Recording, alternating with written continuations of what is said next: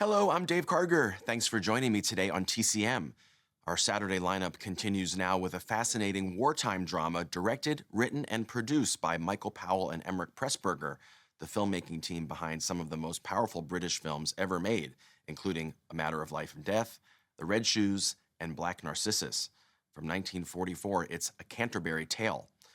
The story begins when three strangers meet on a train bound for Canterbury in the English countryside during World War II. One of them is a young English woman serving in the Women's Land Army, and the other two are men, an upper-class British officer and an American GI. They soon find themselves at the center of an investigation into a string of mysterious crimes that have been plaguing the village. Powell and Pressburger made A Canterbury Tale on the heels of three other wartime movies that were hits with critics and audiences. 49th Parallel, released in 1941, One of Our Aircraft is Missing from 1942, and The Life and Death of Colonel Blimp from 1943. Initially, they wanted to cast the star of Colonel Blimp, Roger Livesey, in a key role in A Canterbury Tale, but he turned down the job. Powell also wanted Deborah Kerr to star as the young female lead, but she was unavailable. So instead, Powell chose a young stage actress named Sheila Sim, who had never appeared in a movie before, but had served in the Women's Land Army, just like her character. He also turned to another newcomer to play the American soldier, John Sweet, who was a U.S. Army sergeant stationed in England during the war, where he was discovered by Michael Powell.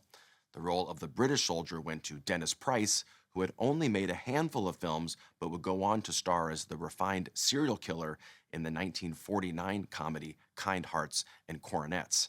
From Powell and Pressburger's production company, The Archers, in 1944, and also with Eric Portman, here is A Canterbury Tale.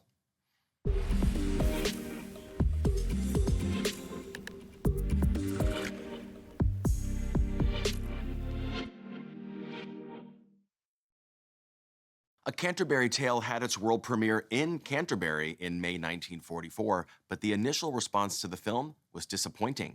Critics and audiences didn't understand or appreciate it at the time, and when it finally premiered in the U.S. 5 years later, it was cut down by more than 20 minutes, with added narration by Raymond Massey and additional scenes featuring Kim Hunter. In the 1970s, the British Film Institute restored A Canterbury Tale to its original glory, and in the years since, it's come to be regarded as one of the finest films that Michael Powell and Emmerich Pressburger ever made.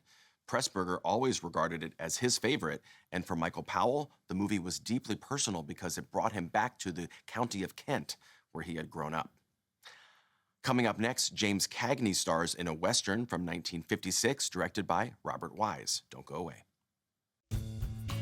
Next on TCM, tribute to a bad man. Then, I accuse. And later, goodbye again. Hello? Is it TCM you're looking for?